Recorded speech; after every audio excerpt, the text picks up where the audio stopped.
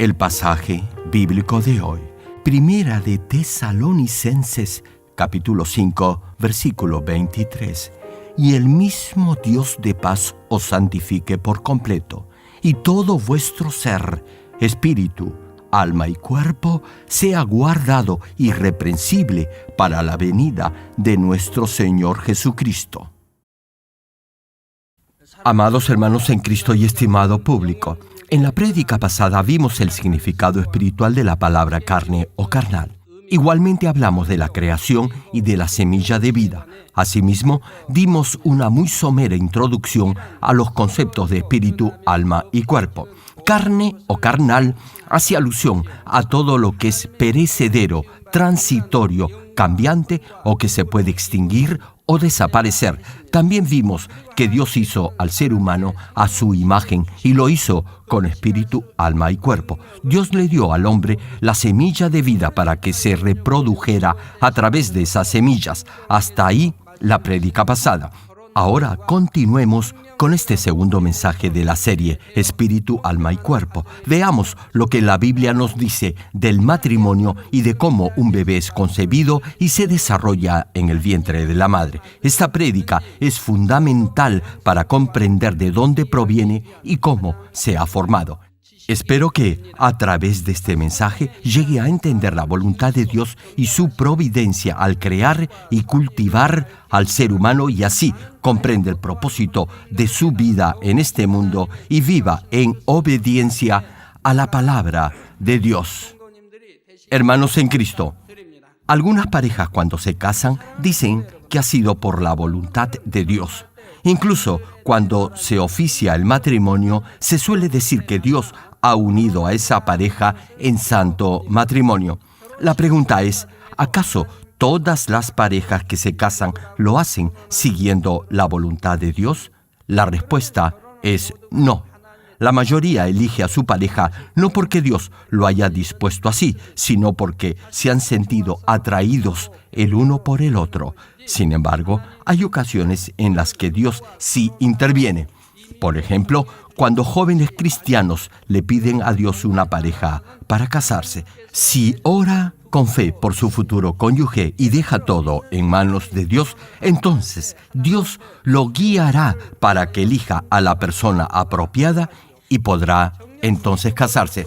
No obstante, esto no es lo común. Suponga que una jovencita ora y le pide a Dios por su futuro esposo. Le pide que sea educado, con título universitario, de familia acomodada, rubio, de ojos celestes, etc. Y además, que sea humilde, amable, amoroso y gentil. Ahora bien, un día por mera coincidencia conoce a alguien así y piensa que es la respuesta de Dios. La jovencita en realidad ha decidido todo por sí misma. No ha sido Dios quien le ha enviado a ese rubio. Déjeme decirle algo, hermanita. Dios no responde de esa forma. La voluntad de Dios es que confiemos totalmente en Él y que pongamos todo en sus manos. No se trata que usted decida todo por sí misma y luego se lo comunique a Dios para que se lo conceda. En muchos casos, los jóvenes se enamoran y luego de un tiempo se pelean y terminan su relación sentimental. Hay quienes afirman que la voluntad de Dios es que se case a como dé lugar y que tenga la mayor cantidad de hijos porque Dios le dijo a Adán y Eva que fructificaran y se multiplicaran. No obstante, la situación y el contexto de ese entonces no es el mismo que el de ahora. En ese momento, Adán y Eva tenían que multiplicarse y tener la mayor cantidad de descendencia posible porque era el inicio de la historia de la raza humana. Y no estamos hablando solo del huerto del Edén. Aún luego de haber sido expulsados a esta tierra, no había habitantes en este planeta. Por eso debían fructificar. En ese entonces existían otras normas de convivencia. Se podían casar entre hermanos y hermanas porque no había otras familias sobre la tierra. Cuando Abraham buscó mujer para su hijo Isaac, lo hizo entre sus parientes, no buscó una extranjera. Ahora bien, ¿qué es lo que la Biblia dice ya en el Nuevo Pacto, en el tiempo del apóstol Pablo, hace aproximadamente 2000 años. Pablo señala en 1 Corintios capítulo 7, versículo 7, lo siguiente: quisiera más bien que todos los hombres fuesen como yo. Es decir, el apóstol estaba diciendo que prefería que todos permanecieran solteros tal como él. Y añadió en el versículo 26 de ese mismo capítulo lo siguiente: tengo, pues, esto por bueno a causa de la necesidad que apremia, que hará bien el hombre en quedarse como está.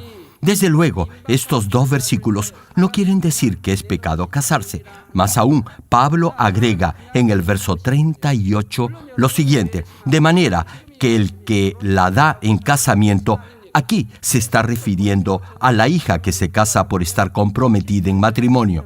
Prosigue el pasaje: hace bien, y el que no la da en casamiento hace mejor.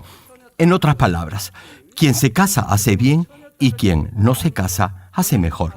En el caso que su hija no esté comprometida, será mejor que no se case. Ahora bien, repito, no está mal que su hija se case. Sin embargo, sería mejor para ella que no se casara. ¿Sabe por qué? La razón la da el versículo 34 de ese mismo capítulo. Y dice así: hay asimismo diferencia entre la casada y la doncella. La doncella tiene cuidado de las cosas del Señor, para ser santa así en cuerpo como en espíritu. Pero la casada tiene cuidado de las cosas del mundo, de cómo agradar a su marido. Hermano, la mente del hombre casado también estará dividida por agradar a su esposa. Los solteros, y aquí incluyo a las señoritas, podrán ser más fieles al Señor que los casados, porque estos últimos tendrán que preocuparse por sus cónyuges. Ahora ya han pasado más de 2000 años desde que el apóstol Pablo escribiera esta epístola, y el fin del cultivo del ser humano está más cerca que nunca. Por eso debemos meditar con detenimiento lo que Pablo quiso expresar en 1 Corintios capítulo 7, versículo 26, cuando dijo: tengo, pues, esto por bueno a causa de la necesidad que apremia, que hará bien el hombre en quedarse como está.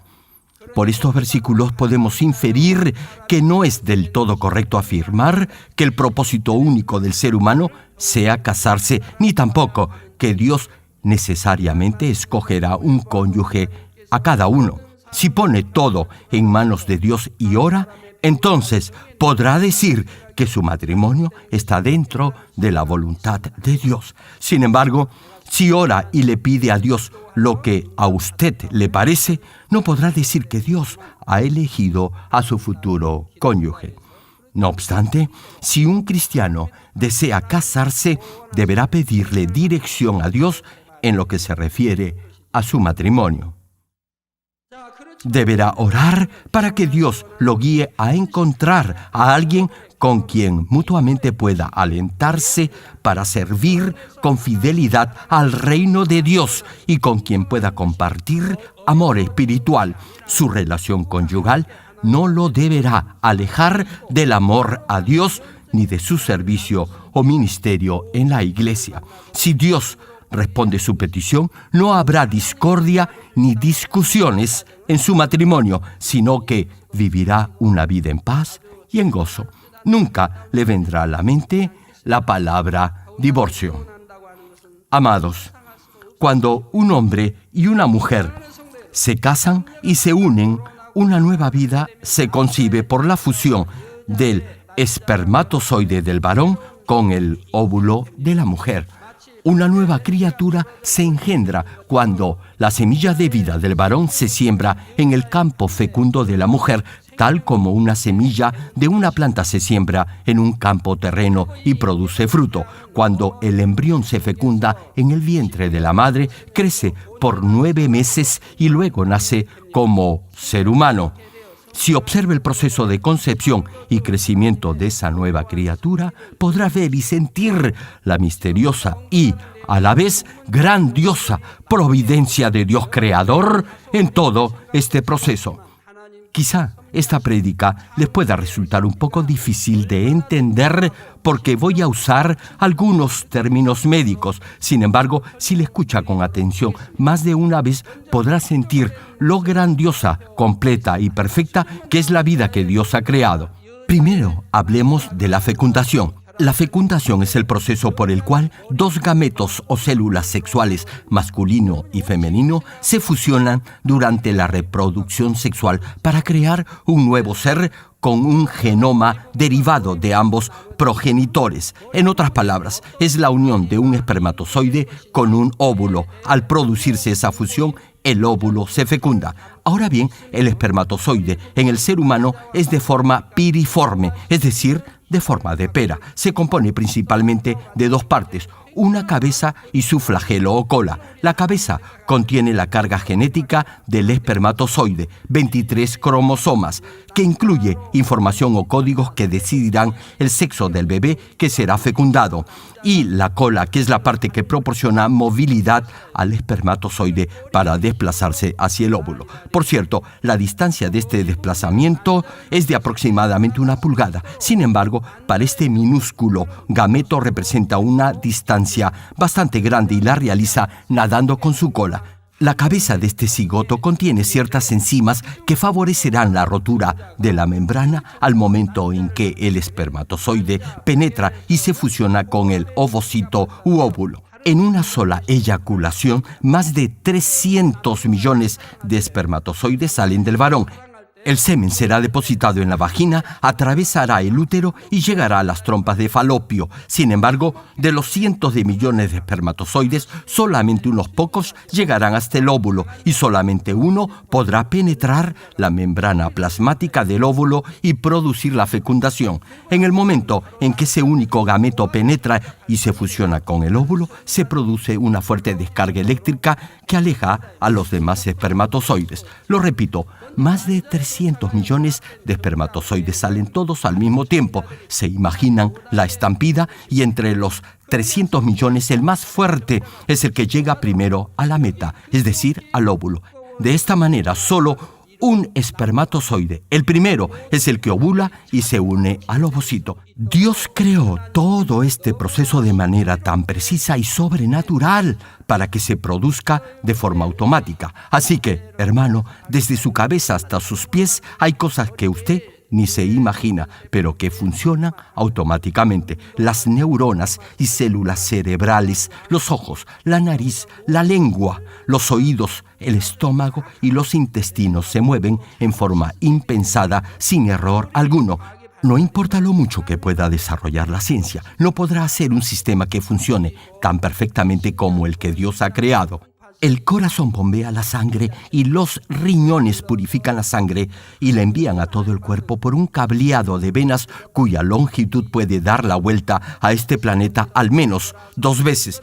Todas las partes de su cuerpo, los huesos, los nervios y todas las células se mueven automáticamente desde la cabeza a los pies. ¡Qué maravilla!, ¿verdad? Como les decía, este óvulo fecundado se divide en 2 en un día. En 2 días se divide en 8 y en 3 días en 16. Luego de 8 días de fecundado se fija en el útero y después de 2 semanas comienza a experimentar constantes cambios. Después de 3 semanas el corazón empieza a latir y 1 semana más tarde el cerebro, la espina dorsal y el sistema nervioso se forman. Luego de 12 semanas de fecundación, el tamaño del embrión es de 5 centímetros y su peso es de 30 gramos. La longitud del brazo es de 1 centímetro. Además, aparecen las huellas dactilares y los demás órganos comienzan a formarse. El peso del feto en el útero aumenta 2 millones de veces si lo comparamos con las medidas que tenía al inicio de la gestación. Su tamaño y peso aumenta 20 veces cada segundo. Podríamos decir que crece cada vez que la madre pestañea. Para que su tamaño aumente 20 veces cada segundo, deberá incrementarse la división celular. Y para que esta división celular se efectúe, es necesario un aumento proporcional en el ADN. En un ADN hay 3 billones de códigos genéticos almacenados. Para hacerlo más claro, imagine que el ADN es una casa y que cada código genético es un ladrillo. Entonces, clonar un ADN lo podemos comparar con levantar una casa con 3 billones de ladrillos.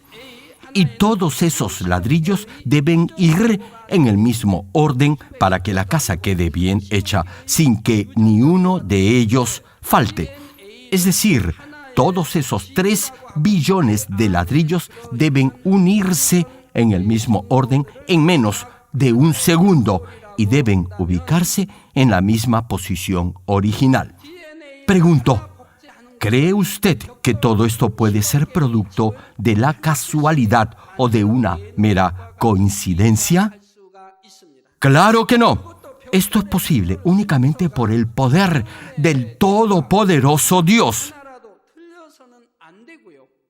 Por eso, ya muchos científicos admiten la existencia de Dios creador por este inmenso cúmulo de hechos inexplicables para la ciencia humana.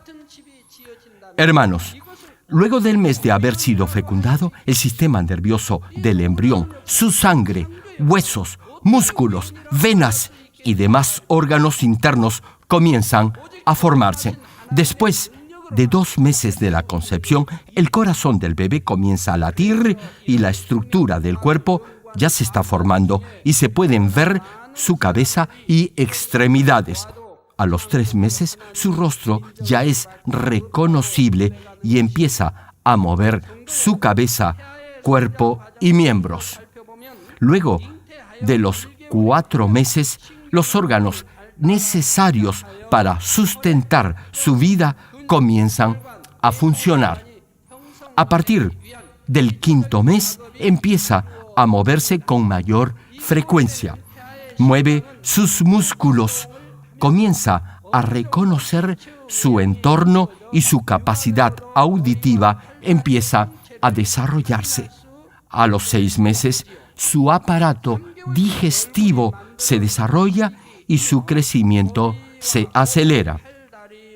A partir del 7.º mes, su cabello empieza a crecer y, en el caso del varón, las glándulas seminales entran en el escroto con las hormonas sexuales masculinas. En el caso de las mujercitas, al 8.º mes se completa su órgano genital reproductor. Hermanos, hay muchos testimonios de parejas que, ya habiendo comprobado por ecografía que el sexo del embrión era femenino, pero deseaban tener un hijo varón, vinieron para que orara por ellos y, milagrosamente, Dios cambió el sexo de la criatura y tuvieron un hijo varón. Y todos ellos vinieron antes del 8.º mes de gestación. Como les decía, en el caso de una niña, a los 8 meses se completa la formación de su órgano genital. Y poco antes de los 9 meses, ya su cabello y cabeza están completamente formados. La pelusa y las arrugas de su cuerpo van desapareciendo y sus miembros se hacen cada vez más regordetes y robustos. Al 9.º mes se produce el alumbramiento y la criatura nace con un peso promedio de 3 kilogramos y mide aproximadamente 50 centímetros. Ahora bien, el niño puede pesar más, hasta 4 kilos o quizá más. Hay padres que me han dicho que su niño o niña nació pesando 2 kilos 800 gramos, pero ha nacido en forma normal. Sin embargo, el promedio general es de 3 kilogramos. Bueno, continuando, tal vez se pregunte en qué momento el embrión recibe el espíritu. Ya lo he explicado en anteriores prédicas. ¿Lo recuerdan? Al 6.º mes de haberse producido la fecundación, entre el espermatozoide y el óvulo, el embrión recibe el espíritu. Sin embargo, eso no quiere decir que puede hacer lo que quiera con el embrión antes del 6º mes, únicamente porque todavía no tiene espíritu. Desde el instante en que es concebido, la vida del embrión le pertenece solo a Dios y la autoridad sobre la vida únicamente es de Dios. Como les decía, luego del 5º mes, los órganos auditivos casi se han desarrollado en forma completa y la criatura ya abre sus ojitos. Incluso sus párpados ya se han formado.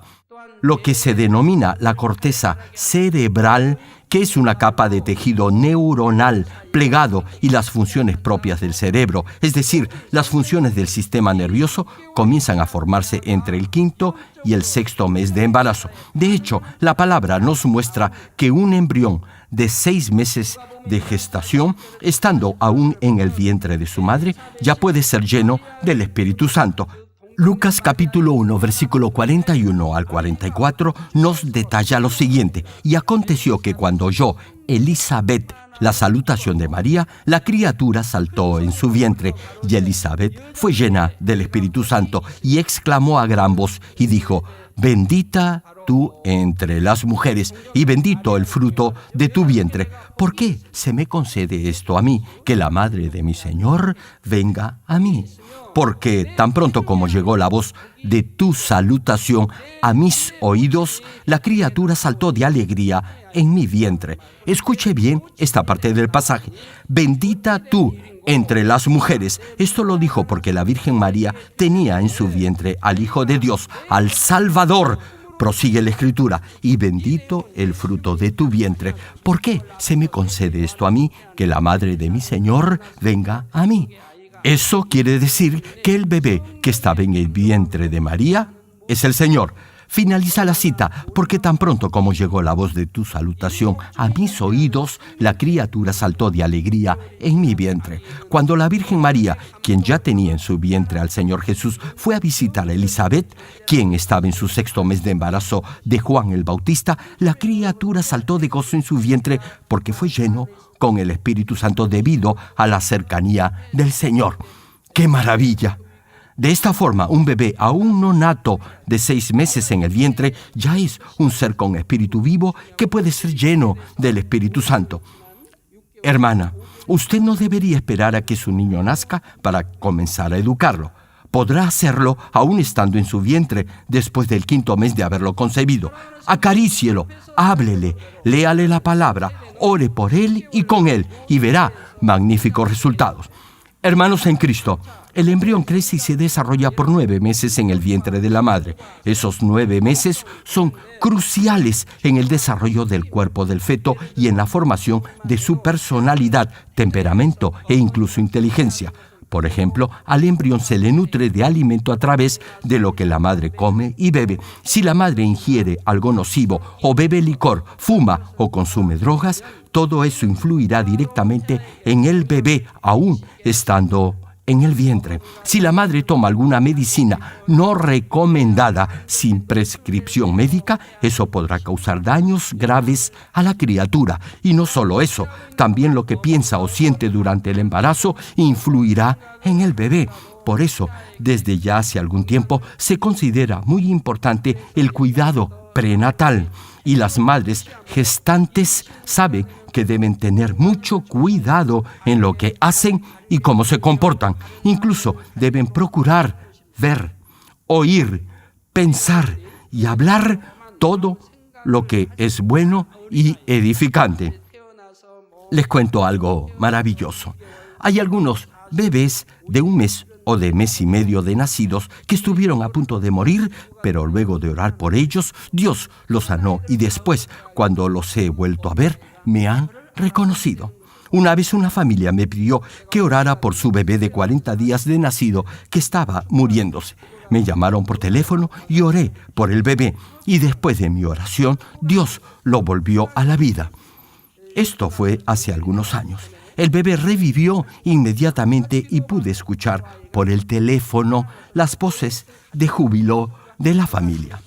Tiempo después los fui a ver a su casa y el niñito salió y me saludó con una muy elegante y educada reverencia, tal cual lo hacen los mayores. El niño ya tenía 3 años de edad. Me sorprendí y les pregunté a los padres si le habían comentado algo a su hijo. Me respondieron que no le habían dicho nada de lo ocurrido. El niño lo hizo porque le había nacido hacerlo. Oré por él cuando era un bebé y luego, ya siendo niño, me saludó porque su espíritu sabía que yo había orado por él. El niño obedeció lo que su espíritu le dijo que hiciera. He visto estos casos en muchas oportunidades. Hermanos en Cristo, de la misma manera, ciertas tendencias o aspectos espirituales de la madre pueden afectar a los bebés aún no natos. Muchos niños de nuestra iglesia prueban la veracidad de la influencia espiritual de la madre durante el embarazo. Hay testimonios documentados que confirman que los hijos que nacen bajo esta cobertura espiritual de Dios son más tranquilos, estables y tienen un coeficiente mayor de inteligencia. Muchas madres declaran que debido a que han sido fieles al Señor en la iglesia y han orado con fervor durante la etapa del embarazo, sus hijos tienen un carácter suave y dócil, son inteligentes y han crecido muy bien. Hermana, durante el embarazo deberá orar con fervor y sin cesar y servir fielmente al reino de Dios en la iglesia. Si deja de orar y pone como pretexto que está embarazada para no servir en la iglesia, Dios no la podrá ayudar a la hora del parto para que sea fácil y rápido. También sus hijos podrán enfrentar problemas en su crecimiento y desarrollo. Dios protegerá durante todo su crecimiento a las criaturas sobre las cuales ha derramado de su gracia desde que estaban en el vientre de sus madres.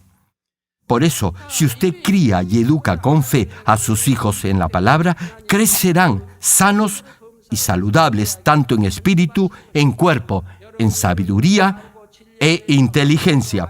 La Biblia nos da varios ejemplos.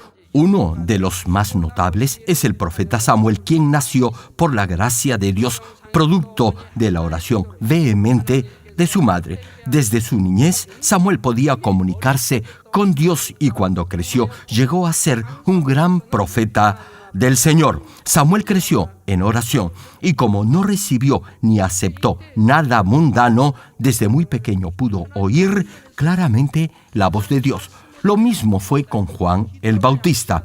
El Espíritu Santo guió a Juan el Bautista desde que estaba como embrión en el vientre de su madre, porque había sido concebido por la gracia de Dios.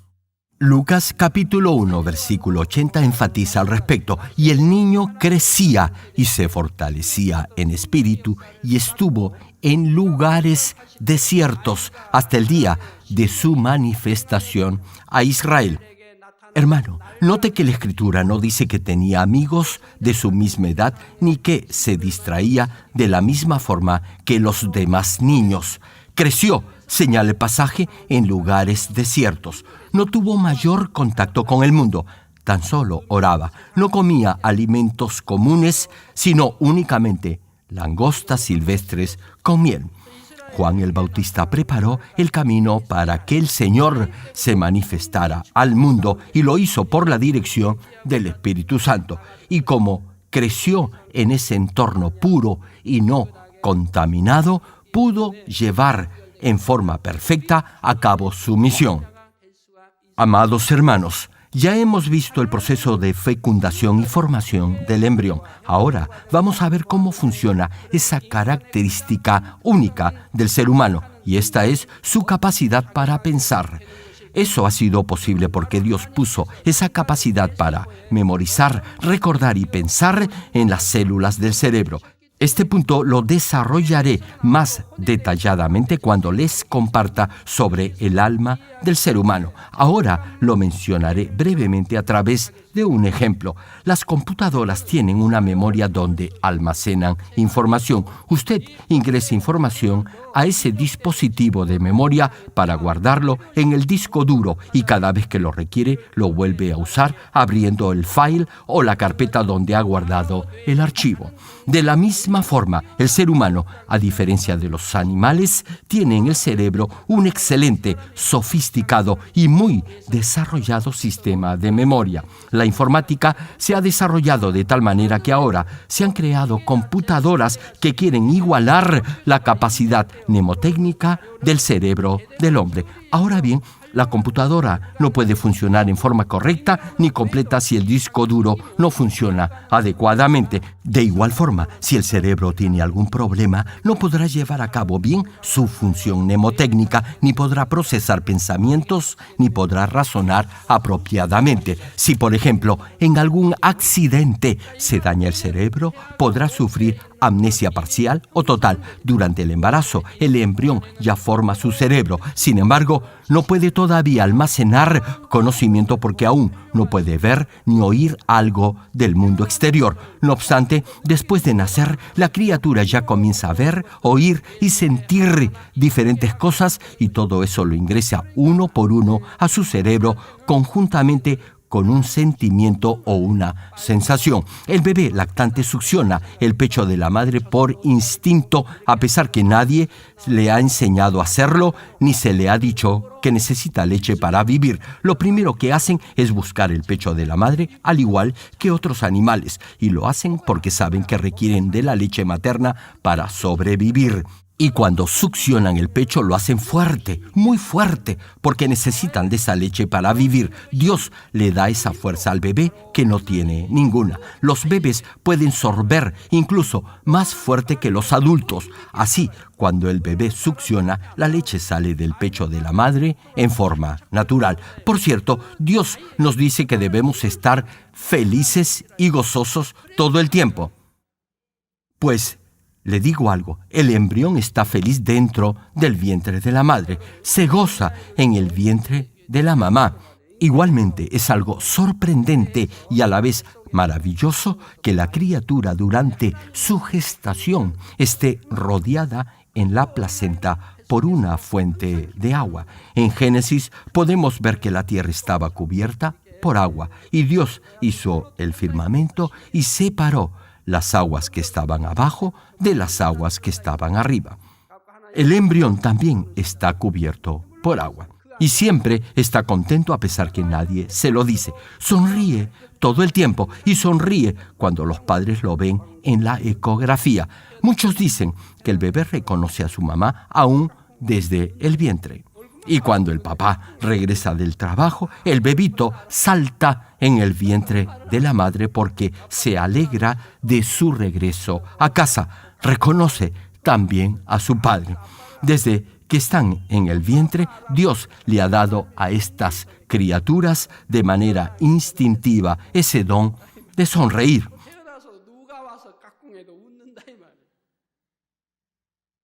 Incluso le sonríen al doctor o médico cada vez que la madre se somete a su chequeo de rutina. No obstante, en la medida en que las cosas del mundo empiezan a penetrar en ellos a través de la madre, sus sonrisas puras e inocentes comienzan poco a poco a desaparecer. Antes, la sonrisa del embrión era pura, no denotaba preocupación alguna. Sin embargo, una vez que las ansiedades e inquietudes por las cosas del mundo empiezan a entrar en su ser, estando todavía en el vientre de la madre, ese retozo comienza a desvanecerse y la sonrisa pura de antes se transforma en una especie de sollozo o mueca que quiere ser risa y podrá diferenciar entre la anterior sonrisa y ese sollozo o gesto. Entre tanto, el temperamento, la inteligencia y otras características innatas del embrión ya se van formando. Este proceso explica cómo se ha formado cada uno en el vientre de su madre.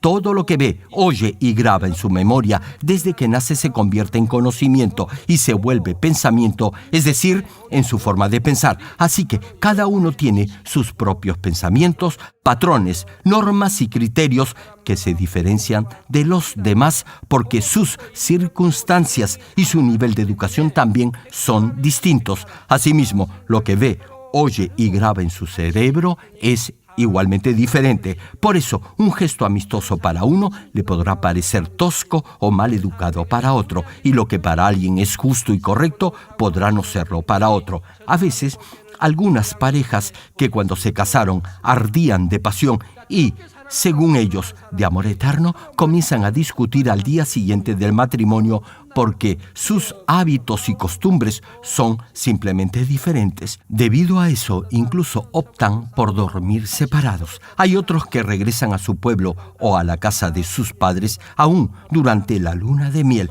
y ya se plantean un eventual divorcio. Más adelante compartiré cómo los pensamientos y el conocimiento se van formando en cada uno. No obstante, hay algo que debe recordar. No siempre lo que usted cree que es correcto resulta ser siempre lo correcto. Únicamente la palabra de Dios es la absoluta y total verdad. Muchas de las cosas que usted ha aprendido durante su vida, el conocimiento adquirido, incluso sus valores, moral, etc., no provienen de Dios, sino del mundo.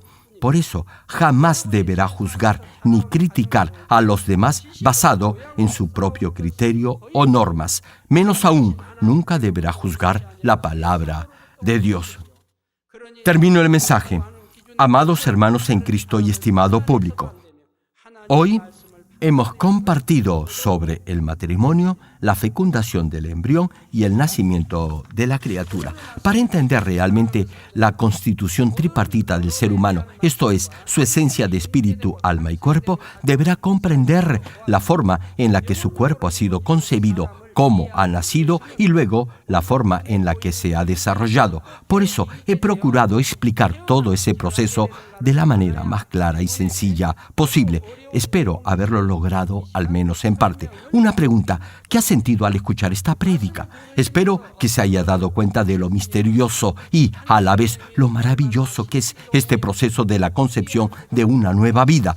Hermano, hermana, usted no ha nacido por casualidad, es producto de una intensa competencia entre millones de espermatozoides, entre los cuales hubo un triunfador, un campeón, una campeona, y ese es usted, un triunfador con un propósito divino, diseñado por Dios desde antes de su concepción. Usted es más que un vencedor, es un campeón. Debería sentirse feliz y dichoso y además confiado de tener una vida con propósito. Usted es muy valioso para Dios.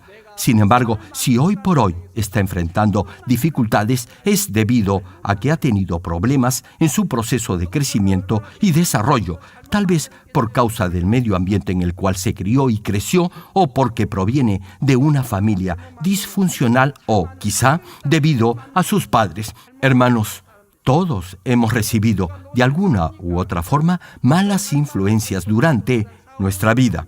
Tal vez algunos hayan sido más afortunados que otros. Unos han tenido padres que continuamente reñían y se peleaban y han aprendido esa forma de vida. Luego, al casarse, han adoptado esos mismos patrones negativos de conducta.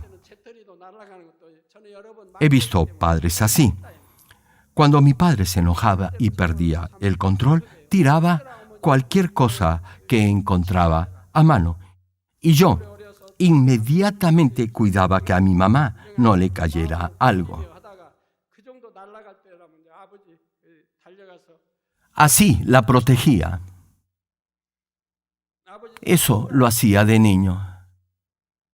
Y si ese enojo se prolongaba, corría hacia mi padre y le decía que no debía hacer eso. En ese momento veía que lo que hacía mi papá no estaba bien y que cuando yo me casara jamás me iba a comportar de esa forma. Hermano, tenga mucho cuidado del ejemplo que le da a sus hijos. No se olvide que sus hijos harán lo que le ven hacer a usted y no lo que usted les dice deben hacer.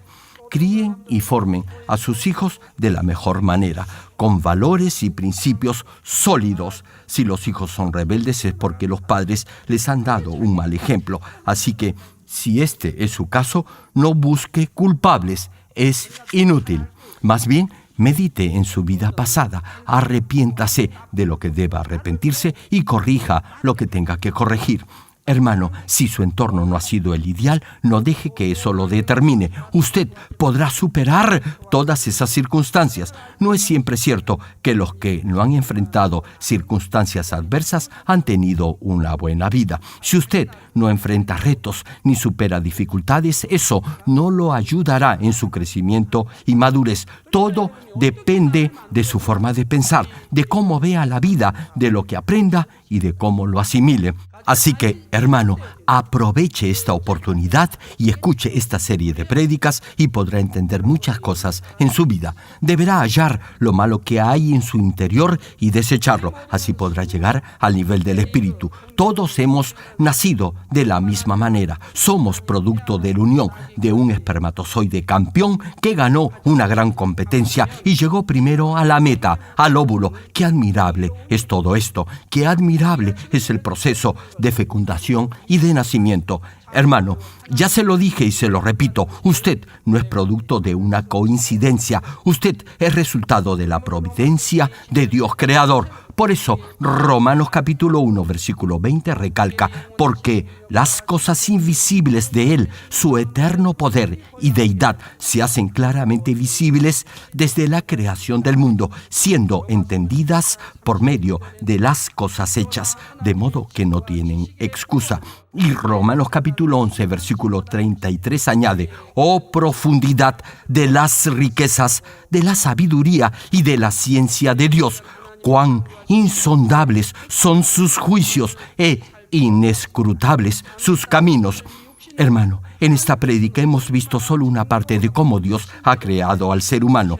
Es realmente algo maravilloso la forma tan meticulosa en la que Dios ha creado nuestro cuerpo a pesar de ser algo finito y que luego va a volver al polvo. Y no solo ha creado este cuerpo perecible que luego de cierto tiempo desaparecerá, sino que además nos ha dado alma y espíritu. Veremos esto en la próxima prédica. Hermano, si sabe que Dios ha diseñado y creado todas las cosas en el universo, podrá creer que Dios rige sobre la vida y la muerte, y la bendición y la maldición, y con esa esperanza podrá vivir por la palabra de Dios. Oro en el nombre de nuestro Señor Jesucristo para que tenga la plena seguridad de su salvación y pueda vivir una vida cristiana en victoria. Ahora oraré por todos aquellos que están enfermos.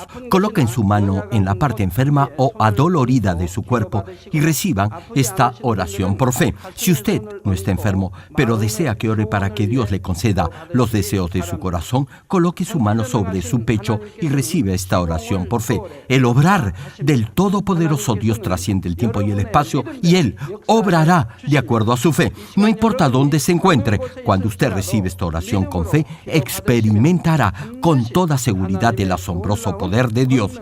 ¡Aleluya! Dios Todopoderoso de amor, pon tus manos sobre tus hijos y sobre todos aquellos que están recibiendo esta oración a través de cualquier medio de comunicación. Extiende tu mano y manifiesta tu poder y tu obrar que trasciende el tiempo y el espacio en todo aquel que está recibiendo esta oración por fe en cualquier parte del mundo. Da a cada uno de ellos la fe necesaria por medio de la cual puedan creer y echar fuera todo pensamiento negativo y toda duda. Quita de ellos todas sus cargas y sufrimientos. Quema por el fuego del Espíritu Santo y limpia con la sangre de nuestro Señor desde la cabeza a los pies, las vísceras y los intestinos, cada coyuntura y todo nervio, tejido y célula. Ordeno en el nombre del Señor Jesucristo al enemigo, el diablo y Satanás, a toda enfermedad, virus y bacteria y toda debilidad, fuera. Toda enfermedad contagiosa, fuera. Toda enfermedad terminal, endémica, sea quemada por el fuego del Espíritu Santo. Sana todo tipo de cáncer gástrico, cáncer al pulmón, al útero, a la próstata, cáncer intestinal y cáncer a la piel. Sana el SIDA, la leucemia, apoplejía cerebral, enfermedades cardíacas, pulmonares y todo tipo de dolencias y enfermedades que afectan a la mujer, hipertensión, diabetes, enfermedades de la piel e inflamación. Sana todo tipo de polio, parálisis, artritis y hernia a los discos de la columna, que todo dolor lumbago, dolor de cabeza y todo tipo de neuralgia desaparezca, que todo efecto colateral y posterior a cualquier accidente desaparezca. Quema por el fuego de tu Espíritu Santo todo resfrío, gripe, fatiga y enfermedad a la tiroides, epilepsia, autismo, depresión, crisis de nervios y todo tipo de enfermedades mentales. ¡Fuera! Dios Padre, te pido que todo aquello que esté débil sea hecho perfecto y nuevo otra vez. Que toda parte que esté paralizada sea liberada y que los paralíticos, tullidos y cojos caminen y salten. Que los que tienen la vista nublada se les aclare. Que los que tienen problemas para oír puedan oír bien. Que los ciegos puedan ver. Que los sordos puedan oír. Que los mudos empiecen a hablar. Padre, bendice a aquellos que no pueden tener hijos. Restaura los huesos fracturados y haz perfecta y nueva toda parte quemada de los cuerpos. Limpia por el fuego del Espíritu Santo a los que son adictos a alguna droga, narcótico, sustancia tóxica o venenosa. Revive los nervios y las células muertas. Que todo espíritu maligno salga de tus hijos. Ordeno en el nombre de Jesucristo al enemigo, el diablo y a Satanás, a toda potestad del aire, fuera, a todo poder de las tinieblas, espíritus malignos, espíritus perversos, deshonestos, espíritus engañadores, astutos, espíritus de división, fuera, que toda cadena de injusticia se rompa. Que la luz venga sobre tus hijos. Dios Padre, fortalece sus espíritus y sus cuerpos. Dales la fortaleza necesaria para que puedan clamar a ti. Fortalécelos para que puedan despojarse de todos sus pecados y vivan en santidad para que sus almas prosperen y todo les vaya bien en sus vidas. Responde a los deseos de su corazón, a su clamor y a sus oraciones. Auméntales la fe, la esperanza y el amor, y que sus familias también puedan oír y creer en las buenas nuevas del Evangelio. Protégelos de todo accidente y desastre y bendícelos para que lleven una vida próspera y sin inconvenientes. Protege a todos tus hijos en sus hogares, trabajos y negocios con el fuego del Espíritu Santo. Padre, bendice a tus hijos en su entrada y en su salida y en todo lugar a donde vayan, y bendícelos para que puedan prestar y nunca pedir prestado. Dales sabiduría y entendimiento y que sean llenos del Espíritu Santo. Da a todos los ministros y siervos del Señor la capacidad para llevar a cabo bien sus deberes y tareas, y que haya también un gran avivamiento en cada iglesia. Guía a tus hijos para que puedan darte gloria en todo lo que hagan.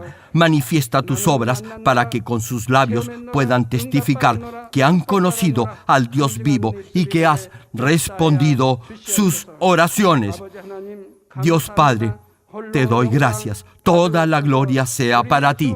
He orado en el nombre de nuestro Señor Jesucristo. 아멘.